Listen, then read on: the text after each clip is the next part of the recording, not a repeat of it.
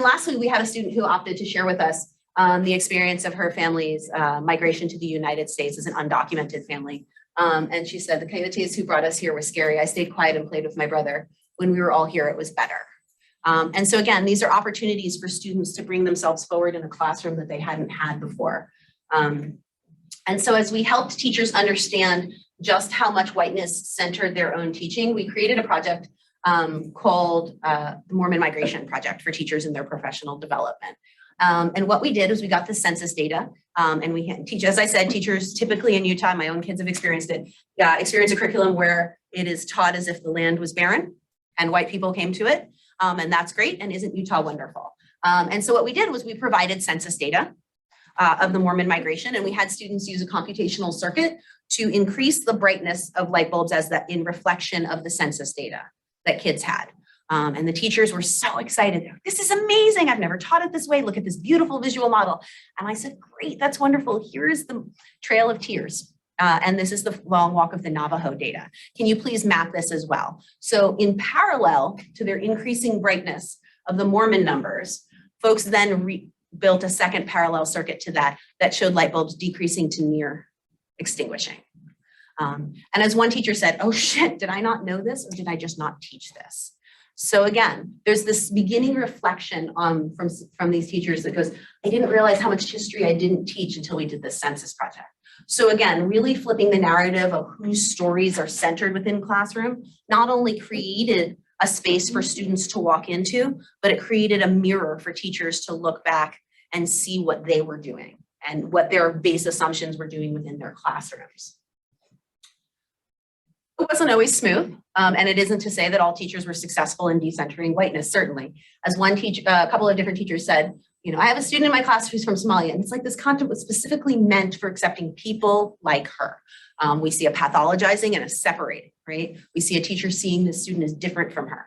We're talking about how everyone came from all these different places and how we all have different traditions and different ways of dressing. And I thought this was really powerful for her. So this was something that was fairly common when teachers reflected, that they really focused on this curriculum as being essential for non-white students instead of recognizing the reflective place that it was important for their non-white students, but also for their white students. So centering minoritized students' identities and histories did make them visible to teachers, but it doesn't mean that teachers fully engaged in notion of rightful presence within their own thinking. So it's still a struggle. It's certainly not one way or the other. The faded scaffolds that we built into the curricular design were really effective at managing teachers' cognitive load. The way that we constructed everything is that teachers slowly built up to fully coding independent projects. And as Mrs. Jones so pithily said, coding's hard. And that's something we typically see with teachers when the way the curriculum is structured is that we move from a coding lesson to a social studies lesson to a language arts lesson to a coding lesson. And it's a dance in and out of coding. Coding for almost every elementary teacher that I've ever worked with is completely new. Because it's completely new, they overload really quickly. And so what we typically end up doing is moving them back and forth through the curriculum or having opportunities for them to make that movement. In doing so and having that integrated design allows them, when they start to get overwhelmed or frustrated, to retreat into an area of comfort. And that's what we see happening in Mrs. Wakalan's comment. When coding was frustrating or overwhelming, I'd switch back to focusing on social studies. It kept me engaged. So again, dancing them back and forward seemed to help them with their own curricular, their own cognitive load. So the last thing I would like to share really briefly is rightful presence within community. I work and live in a very, very rural space. Y'all are in a metropolitan, cosmopolitan space comparatively. And so when we expand rightful presence typically operates from the notions of static identity. When we conceptualize race, ethnicity, culture, geography, those are fairly static, particularly for youth. However, queer theory really rejects this notion that queer identities are static, particularly for youth. Rather, they have a notion that identity is fluid and dynamic, and it's constructed as performance occurs. We also know that queer folks feel very absented and unwelcomed within STEM spaces. So we asked ourselves, how could we create consequential learning experiences within this framework or these dual frameworks for those with fluid identities that are not grounded in familiar anchors? We'll talk a little bit about the context Within rural spaces, queer youth have almost no supports. Within 100 miles of where I live, there are no queer community centers, there are no classes, there's nothing. Particularly in Utah, because it is a fairly homogenous religious group, Utah youth and queer youth rates are the highest in the nation for suicide. There's a real, like about 35 times higher. It's a substantially high suicide rate for queer youth. So we designed the social design experiment to see how we could, practice and rupture some of these practices within their schooling spaces and build this co-construction and co-design with youth to develop their rightful presence in a space where they didn't feel like they had any. So we asked the questions, how can we design for and support more fluid identities and participants' sense of rightful presence within a maker class? And also, in what ways, if any, does engaging in rightfully present making afford LGBTQ plus youth the opportunity to explore and manifest shifts in their own identities, right? If the identity isn't static, then we should be able to see changes in that identity. We ran an LGBTQ youth and allies maker camp for we had 9 youth sign up between ages 10 and 17. Initial gender identities for the youth, as they stated them when we started out, were 3 male, 2 female, 1 transgender youth, and 3 non-binary youth. And all of the youth except for 1 came from the semi-rural location in northern Utah. There was 1 student who was visiting from the Midwest around here. So that was our participant population. Our methodology, again, we had field notes, conversation transcripts, artifacts, photographs. One of the big things that we did, I'm going to talk about it in a minute, was designed an authentic maker assessment using phenomenographic data. And the way that we did that, we did thematic and phenomenographic coding for emergent themes, and we had a deliberate process in building the intersubjectivity with our participants. And I'm going to talk about that in a minute. You'll see those in our state transition grids, which were another way to look at the data shifts through the beaded bracelets. And none of that will have made any sense to any of you whatsoever until I explain this. So one of the things with making that frustrates me is that we have this entire notion that making is super important, that there's something to the hand construction and artifact development that's really important. And then we evaluate it with a paper survey like everybody else. Makes me a little crazy. So what we did was we designed a survey with students that they had to build each day, their responses using a beaded bracelet. Okay, and so what happened, and lots of big terms, but we're gonna break it down really simply. Students came into the camp and we talked to them and we had a group conversation about their identities and what their identity categories were. And we gave them the example of STEM. And I said, you might define as your STEM identity, you might identify as a tinkerer or as a scientist, a designer, an inventor, a maker. These are all different ways that you might identify within STEM. What are the other categories for your identity? And you've said, activist. And we just made a list. They just started making this massive list. They came up with categories that are social identities, affinity identities, gender, sexuality, all of the things you'd sort of expect of teenagers. Made a list. And then we gave them a list on paper and we asked them to group them into categories of identity that they felt were representative. And then students had to go through and help us define each term. So we were using their terms of definition, not our own. So that, when we finished all of that process, which is a phenomenographic approach, we assigned a colored bead. That was the one part I did. I assigned a colored bead to each and every identity that they agreed on as a group. And then we grouped those within the categories, as they said. And we asked them each day when you come at the end of class, please pick a bead from each category that best represents how you feel about yourself today. It can change, you can change it later. And that is how we built the authentic maker assessment to look at shifts in their identity. What we found from this was that STEM identities shift nearly every single day. Gender identity of many youth changed during the week. Youth found value and consequence through the process of reclaiming their language associated with their queer identities. And lastly, youth expressed importance of rightful presence and their ability to author themselves into the space safely. And safety is something that comes up really frequently. So these are the STEM by gender state transition grids looking at their beads. So these are our graphed representations of the beaded bracelets. On the left here, we have one student, and I want to walk through it because it makes this one make a whole lot more sense. So as you go up and to the right, you're going through the week. So each one is a day. So on the first day, this student identified as non-binary and a designer. On the second day, they identified as non-binary and a STEM maker. On the third day, They identified as female and a STEM maker, the fourth day the same, and the fifth day non-binary and designer. Okay, makes sense as you see one. Here's the whole group, right? What a mess. What this tells us, however, is that there are really dynamic changes across the group as students made sense of themselves within this community space wherein they were authoring. Okay. As a qualitative researcher, that is always interesting to me to see those visual representations, but what I'm really interested in is thinking about how students are making sense of the space they're in. One of the biggest things that happened in this camp is that students really re-authored and reclaimed language around being gay or LGBTQ. The term gay is not used in rural Utah ever as a positive. It is most distinctly a pejorative term. And what we saw the kids doing throughout the camp and progressively was reclaiming the word gay and other words. So as one of the kids kept saying, how freaking gay am I?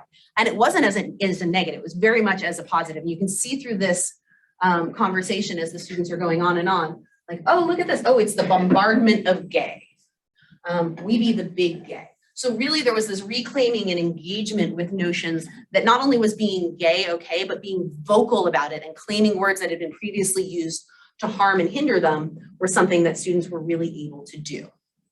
Within the Maker Camp, students were also really empowered to author their own identities. The first tag, we did those name placards again, but this time we asked kids to include their pronouns. On those, we moved into an e-textile bracelet that they were allowed to reflect any part of their identity. And lastly, we did degendered e-textiles where we gave them as big a supply of clothes ranging from the highly masculine to the highly feminine with neutral gendered clothes in the middle and let them pick out projects.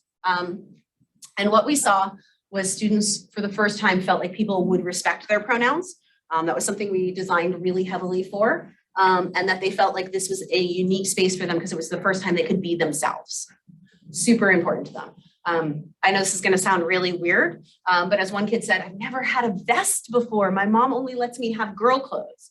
So aside from the fact that I never knew before that anybody conceptualized a vest as a gendered piece of clothing, fact is there are the whole slew of things that if we were, right, if I were sitting here going, oh, what's neutral? I would have told you a vest was completely neutral, but it clearly isn't. So this is where we see aspects of self-authorship and community definition as really key and really essential.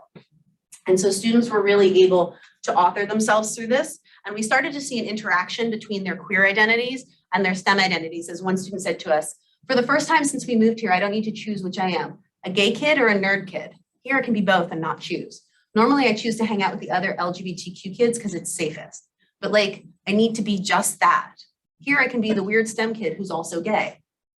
When I don't have to focus on being gay first, I can focus more on my project. So there's no choosing which thing to be. So suddenly we see that rightful presence available and central across identities. And I think that's something that's really powerful to think about as we talk about kids.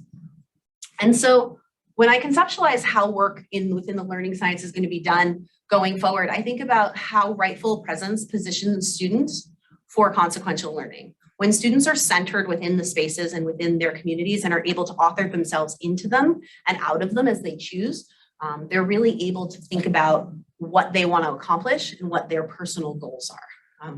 I also think that making-centered technologies coupled with student-centered curriculum provide self-authorship within the classroom in ways we haven't seen before. And lastly, I think it's really important that we help teachers attune to the importance of their students' identities while also supporting them in meeting the goals that they have for themselves as professionals set forward by their districts and things like that. Very last thing, I would just like to acknowledge the invaluable contributions of the rural teachers and students who share their time, venture out of their comfort zones to engage both fearlessly and fearfully in this work we've done together. Nothing that I'm presenting here is possible without them and their wisdom and their time. And also, all hail the National Science Foundation for their incredibly generous support.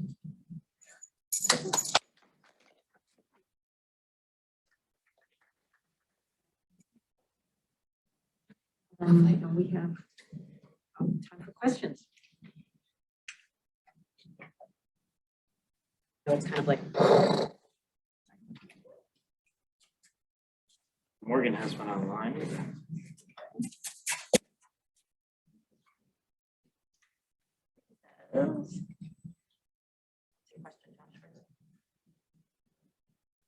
Perhaps from Morgan. Yeah, I thought she had her hand raised. Maybe not. Oh no, I was just clapping. Sorry.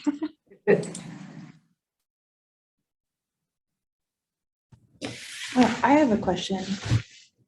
Can I go ahead? Sure. Okay, cool.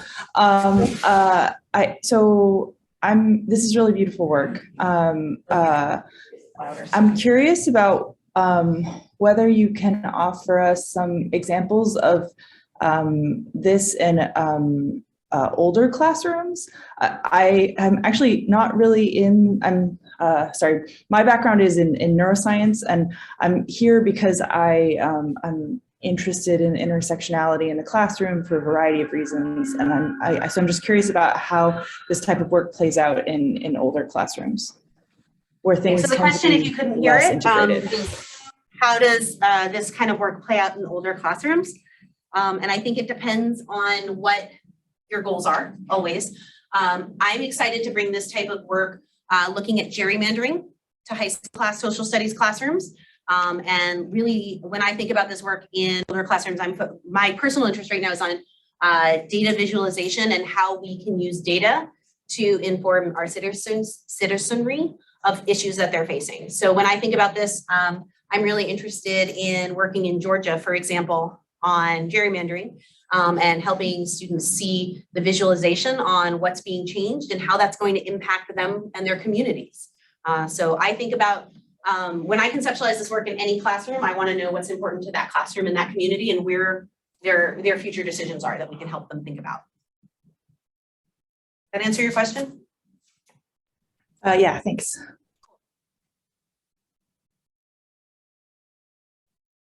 So I should clarify and start with saying that I spent the last decade of my life in Utah, and so I know the community pretty well. And my geocaching adventures have taken me to some awfully rural parts of the state. And I'm wondering, how on earth do you go about recruiting in these communities? Like, you can't just roll in and go to the one gas station in town and start talking about these kinds of things. Well, you could, but it's not so much dangerous, but it could be very unpredictable. So how do you go about recruiting in these communities? Slowly. Okay. You build partnerships. My role for the research I conduct is that I do research with communities, not on communities. So first is a mindset. The work needs to serve my goals, but it also first and foremost needs to serve the goals of the community, which is where it's a little hard to answer questions about like, how would you adapt this to a different space? Because for me, each of these projects might look really different and really separate to you. The way I conceptualize curriculum, they're all interwoven for me. And so I can conceptualize them very quickly in terms of that. But when you're working in a rural space, you need to plan to be there for a good amount of time. Very often researchers who go into rural spaces who are not scholars of rural education have sort of a one and done approach. They get theirs and they're on their way. So communities, especially Indigenous communities, tend to be very rightfully mistrustful. That you're going to, get them 3D printers, but then you're going to leave them without any resources to use that technology. And so making sure that, again, you're centering around, I work on the Navajo Nation, and the school district just built its first Hogan, which is an Indigenous Navajo house structure within the school campus. And that's been a school goal for the last 9 years. So the work that I've done has been in service to that, not, oh, I've got my own thing, right? There's my own thing as well. But part of what we've been doing is how do we serve the school's goals in addition to our own? So making those dynamic relationships. It's where research practice partnerships come in really handy. So I'm entering year 9 of a research practice partnership with 2 separate school districts. So it's not fast. So there's, look at my CV, slow published, slow. But do you find that there's a tension between the funding models and the needs of the communities that you're serving? Yes, absolutely. It's a tricky balance. Typically when I write a grant, about at least a third of the budget goes directly to schools and communities, because one of the things the teachers have repeatedly said, I don't know if you caught it in that quote, most teachers are working more than one job. Average teacher salary in Utah is $32,000 a year. Even in Utah, that's not much. And so not only are they working summer jobs, but they're often working weekend and evening jobs. So if I'm going to offer professional development, it's really easy to trim my NSF budget and be like, I'll just give them $250. they can't actually take off from their other job for less money, right? And so when I construct the model, I pay my teachers as much as I can possibly convince my IRB is acceptable without being inappropriate. So when I do a professional development with teachers, I am typically paying them $1,000 to $2,000, $1,000 for the PD itself, and then $1,000 across the research experience. Because it's not that I want them to be motivated by the money, but there are constraints to their lived experience. If I'm gonna ask them to take a week off of their summer job, they need that income. I just wish all NSF reviewers were here to listen to you say that. Me too. Yeah. Me too. Oh, yeah, a bunch of questions and awesome talk. Thank you. I guess the one I would ask for the moment is, in a couple of these studies, it feels like you create this really wonderful space for the learners. And then I wonder what happens when they go back out in the world. Like the youth who says, my mom would never let me wear a vest. What do they experience going home with that vest you help them make? And how do they, does that wonderful experience sort of bolster them against the day-to-day, or do they go to a period, and same with in Hawaii, does Leilani go back to the beach and see the white tourists making a mess and they get extra upset or feel empowered? Do you have a sense on all of this? So Leilani specifically felt super empowered. She is in the most, I don't know if I can say this on camera, the most science class, very traditional science classroom. There's the word I'm going for. Super traditional science classroom this semester, and she's loving it. And so some of it's going to carry over, right? Some of it isn't. They haven't gotten to talking in her classroom. These political issues are absent from that classroom. So in some sense, there's a safety in that traditional space. But I see her, because I still see her, I just saw her a few weeks ago, as very empowered from this. With our LGBTQ youth, very different experience. I shared findings from a single summer experience. We have about 60% of kids who come back, before the pandemic, we ran classes. Now we do nothing because we're just in space. But the same kids would come back from time to time. And so I think part of the projects don't change. I mean, we've now developed other projects, but from the summer to the fall, we didn't anticipate having overlapping kids. So we didn't make new projects until on the fly, lo and behold, 75% of these kids showed up again, knowing the projects were the same. So they weren't there to learn the project, they were there for the community, right? And so we see the same kids showing up.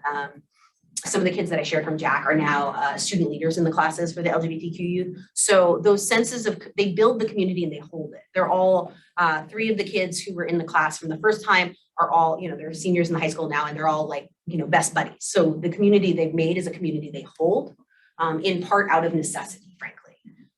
So I don't know what happens when, someone goes home and, their parents see them in something that's not what they expected. I don't know. Some kids I suspect go home. I know we had one kid who came to the class as an ally who was definitely LGBTQ and hadn't come out to their parents.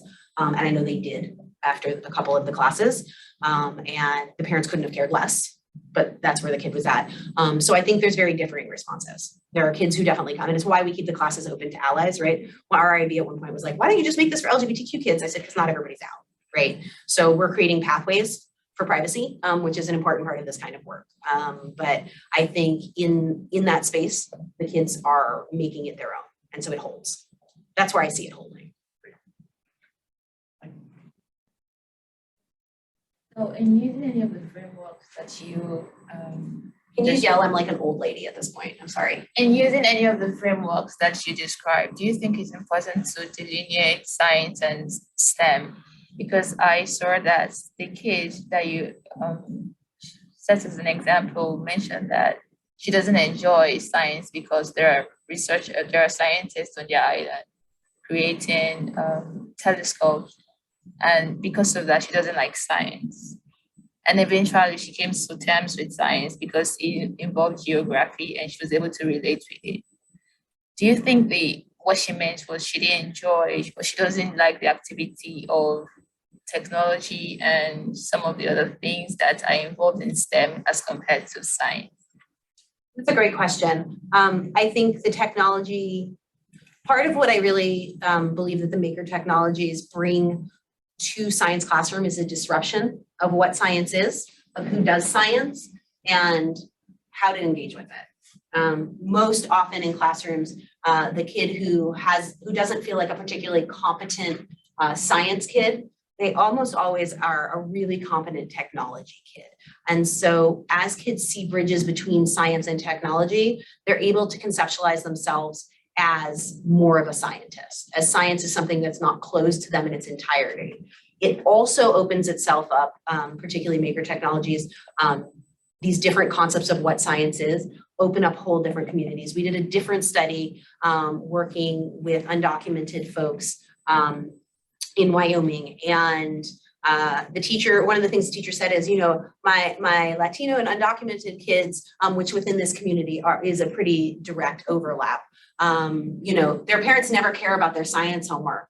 This was in 8th grade physical science. No, they don't care about their homework, but this project, geez, they really cared about it. So you go talk to the kids, right? You're like, well, your teacher says, your parents came to the science night, these things all happen, they helped you with your homework.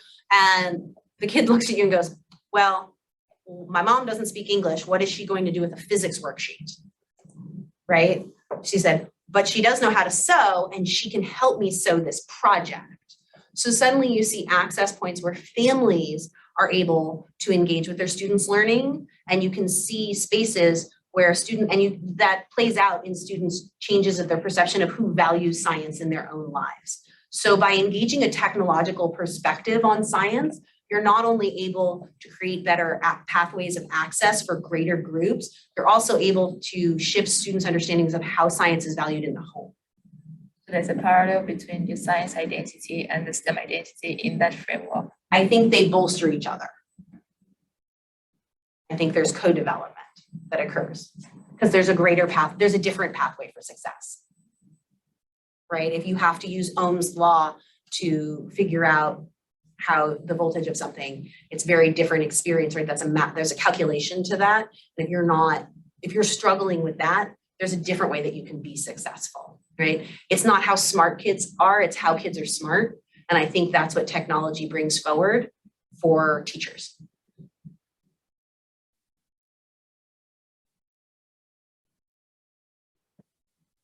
Time for one more question, or we can go for lunch, which is right out there on the balcony. Okay, Colby, thank you so much for having me.